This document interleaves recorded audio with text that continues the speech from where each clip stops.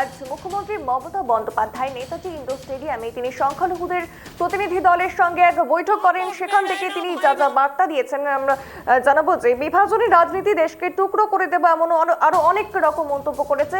আরো সরাসরি কথা বলবো, টেলিফোন লাইনে রয়েছে আমাদের প্রতিনিধি দেবযানী। দেবযানী, জানতে চাইবো যে আজকে তিনি অনেকগুলো বার্তা দিলেন, কি কি গুরুত্বপূর্ণ বলে মনে করা হচ্ছে আর বর্তমানে কি ছবি আসছে? দেখো, আজকে ইমাম মুয়াজ্জিনদের সঙ্গে বৈঠকে মুখ্যমন্ত্রী স্পষ্ট বার্তা দিয়েছে যে বাংলা হচ্ছে সর্ব সমন্বয়ের মাটি। এখানে কোন রকম দাঙ্গা তিনি বরদাস্ত করবেন না, কোনো অশান্তি বরদাস্ত করবেন না, এবং এখানে সবাইকে তিনি শান্তিতে একসঙ্গে থাকার অনুরোধ করেছেন এবং যারা অশান্তি করছেন তাদের উদ্দেশ্যেও কিন্তু মমতা বন্দ্যোপাধ্যায় আজকে কড়া বার্তা দিয়েছেন।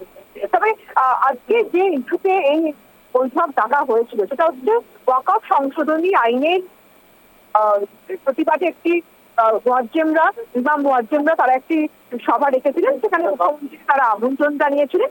সেখানে মুখ্যমন্ত্রী ওয়াকফ নিয়ে খুব স্পষ্ট বার্তা দিয়েছেন, তার দলের অবস্থান তিনি স্পষ্ট করেছেন। তার দল যে প্রথম থেকে এই ওয়াকফ সংশোধনী আইনের বিরুদ্ধে তারা যে প্রতিবাদ করছে, লড়াই করছে দিল্লিতে, সে কথা স্মরণ করিয়ে তিনি তারা সংখ্যালঘু সম্প্রদায়ের মানুষ তাদেরকে বলেছেন যে পথে নামতে, দিল্লিতে যেতে, দিল্লিতে গিয়ে তারা যেন প্রধানমন্ত্রীর সঙ্গে দেখা করে, সেখানে তারা যেন প্রতিবাদ জানান। এবং ওয়াকফ সংশোধনী আইনে প্রতিবাদ জানিয়ে তিনি কেন্দ্র সমালোচনা করেছেন, বলেছেন যে এইভাবে কারোর সম্পত্তি সেখানে এইভাবে অধিকার করা যায় না এবং এখানে অনেক হিন্দুদেরও সম্পত্তি আছে, এটাও মুখ্যমন্ত্রী বলেছেন। এবং মমতা বন্দ্যোপাধ্যায় আজকে যারা সংখ্যালঘু যারা এখানে উপস্থিত ছিলেন তাদের উদ্দেশ্যে তার যে বক্তব্য যে সংখ্যালঘু ভাই বোনেরা তাদের পাশে রাজ্য সরকার রয়েছে, মমতা বন্দ্যোপাধ্যায় রয়েছে, কিন্তু বাংলায় যেন তারা এই ইস্যুতে প্রতিবাদ না করে, এই ইস্যুতে তারা যেন কোনো আন্দোলন না করে, তাদের যা বক্তব্য, তাদের যা অভিযোগ সেটা যেন তারা দিল্লির মাটিতে গিয়ে তাদের সেই আন্দোলন তারা দেখায়, এরকম খুব স্পষ্ট বার্তা তিনি দিয়েছেন।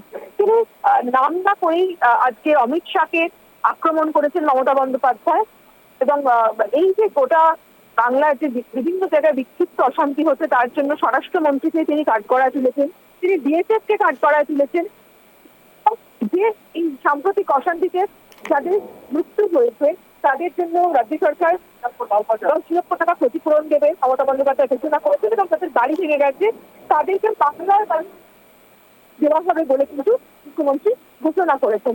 এবং মমতা বন্দ্যোপাধ্যায় এটাও বলেছেন যে যদি অন্য সরকার ক্ষমতায় আসে দিল্লিতে, তাহলে এই যে আইনগুলো সংশোধন করা হচ্ছে, যেগুলো মানুষের স্বার্থে আঘাত করছে, সেই নতুন সরকার এসে আবার আইন এনে আবার এই যে আইন সেগুলোকে বদলানোর উদ্যোগ নেবে।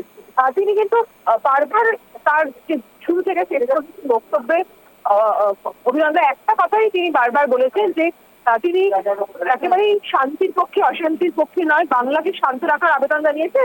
প্রথম থেকেই তিনি ওয়াকফ বিলের বিরুদ্ধে এবং ওয়াকফ বিলের তিনি প্রতিবাদ জানিয়েছেন এবং আগামী দিনেও তার দলের সাংসদরা দিল্লিতে যদি এই সংখ্যালঘু মানুষরা যায়, গিয়ে সেখানে প্রতিবাদ জানায়, তার দলের লোকজন, তার দলের সাংসদরা সবাই তাদের পাশে থাকবে, সেই বার্তাও দিয়েছেন।